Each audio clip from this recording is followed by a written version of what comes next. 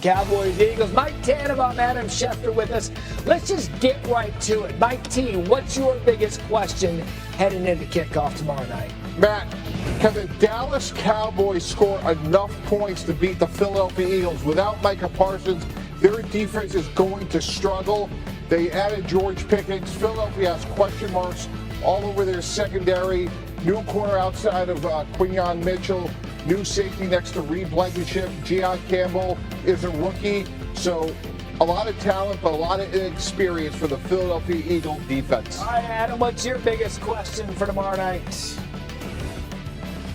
Matt, we heard Jerry Jones talk about how much help the Dallas Cowboys run defense needed last week when they traded for Kenny Clark. Well, that run defense is now going to face one of its toughest tests of the season early on in Philadelphia against a team that runs the football about as well as anybody. If the Cowboys' run defense has struggled before, and if it can find a way to step up on Thursday night, then Dallas will know it has something in its run defense, and that trade for Kenny Clark, but that run defense has been a major question mark in the past, and it will remain a question mark until the Cowboys themselves answer it. Yeah, and if Clark steps up, Jerry Jones may be a little bit of sigh of relief. And speaking of the Cowboys defense, the Micah Parsons, he said drama continues after the All-Pros agent called out owner Jerry Jones for not negotiating, and the Dallas owner, he had a chance to respond on Good Morning America today. There's a huge topic of conversation right now is the Micah Parsons trade. Cowboys fans have a lot of feelings about it. The world has a lot of feelings about it. And a lot of people want to know, why now? Do you feel like this is going to be a turning point in getting the Cowboys back to the championship? We have two kinds of capital or currency in the NFL. One of them is draft picks, and the other is the financial, because every team is limited to the same amount of resources to spend. And having said that, Micah enabled us to have 4, possibly as many as 6 players for the future. That's a good trade when you need numbers. I'll take the numbers every time. So he's a billionaire because he's a salesman, right? We get that out of Jerry. He's been doing it for decades brilliantly. Are you buying what he's selling about what he got back in this Parsons? Not at all. It's a massive mistake. If Jerry Jones wanted to trade Micah Parsons, which I would not have, I like 26-year-old pass rushers who are on Hall of Fame trajectories. But if you're going to trade him, Matt, I would have traded him back in March when more teams would have had more cap space and more draft choices to trade. I also would have traded him to AFC, not to a team that eliminated us in the Green Bay Packers, specifically the Baltimore Ravens, the Buffalo Bills, right, the New England Patriots, the Los Angeles Chargers. I would have called those 4 teams and say, hey, this is an unforeseen opportunity to get a 26-year-old pass rusher in his prime. I need your best and final offer. And I promise you, Matt, based on 20-plus years of experience, they would have gotten an offer better than 2 first-round picks and a 30-year-old Kenny Clark. But you wonder, too, if he was hoping to get the deal done, and ultimately he came to the path where they were at an impasse and it wasn't going to happen. And Adam Parsons' days in Dallas are done, but now the story of the uncertainty of his back issues will delay his Packers debut. What can you tell us about Micah's health? He has been on a prescription medication plan. He has been going through physical therapy, and he is prepared to take an injection, a pain-killing injection, if he is somehow struggling to get out there on Sunday. But what I would say, Matt, is as a general rule, when you sign a deal for $188 million and your new team surrendered 2 first-round draft picks and a premier player in return for you, and you're playing a division rival in a home opener after a season in which your new team finished 1-5 in the NFC North, as a general rule, you wind up playing. And I think the feeling around Green Bay right now is that Micah Parsons will do what he has to do to be out there and play on Sunday, despite the back tightness that he's experienced throughout the summer. Yeah, you don't want to not endear yourself to the home crowd when they make this huge move, make this big financial investment and then it's like, you know what, I'm going to figure this out. You're probably going to want to play. By the way, this NFC North, what a fun division this is going to be. Sure is, because the Packers aren't the only story in the division. The Vikings and the Bears kick off our Monday Night Football slate with an intriguing matchup of very young quarterbacks. Minnesota's J.J. McCarthy reboots his career after missing his rookie season with a knee injury, while Caleb Williams also gets a do-over with a new head coach, Ben Johnson. Here's Williams on the Vikings defense. It's new on SportsCenter. They blitz more than any other team on any down.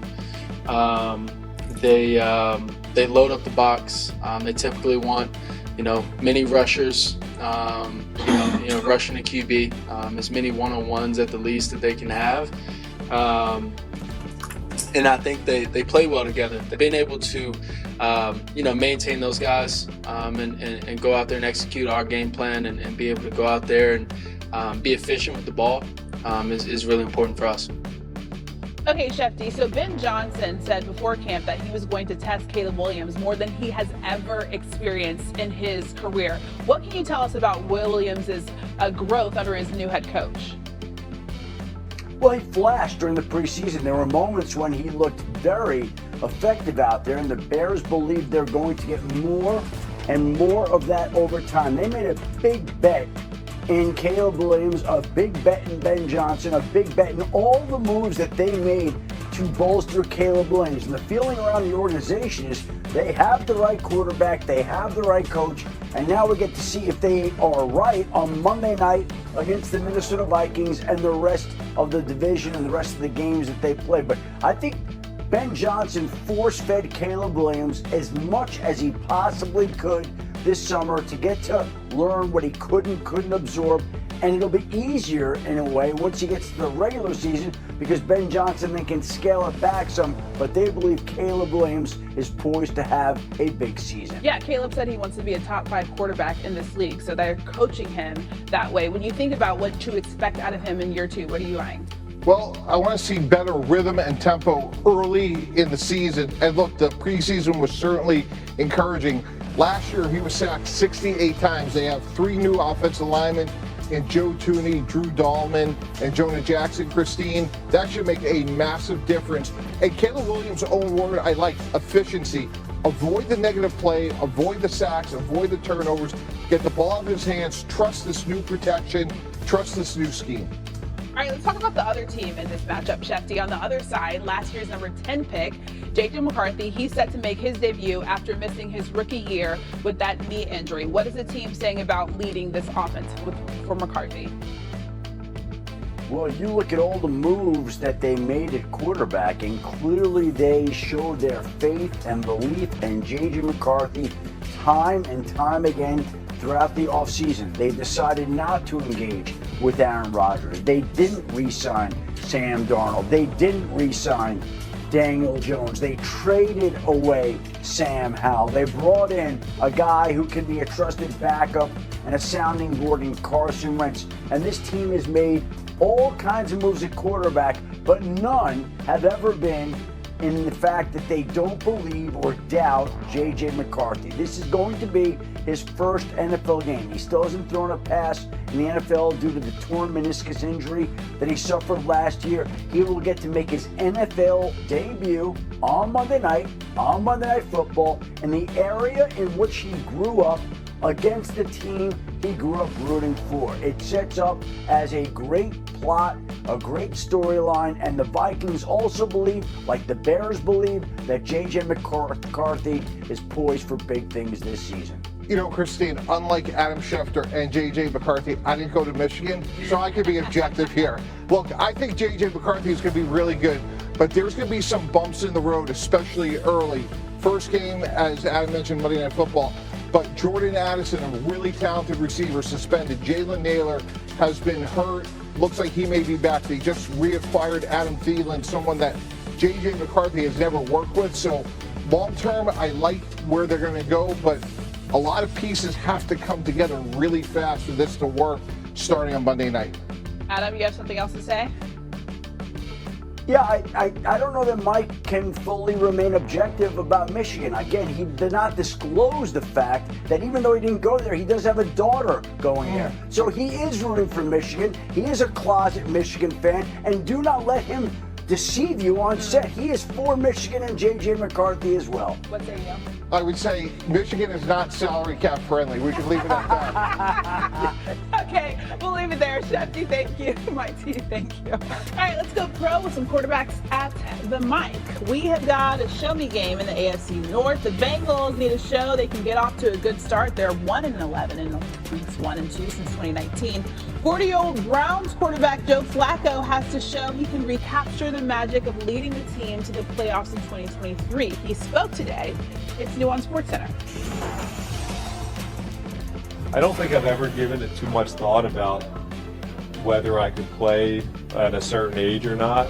It's just I still feel like I can play, and I don't even look at it as I still feel like I can. This is what I do. I play football, and I've been fortunate enough to not really get out of that mindset.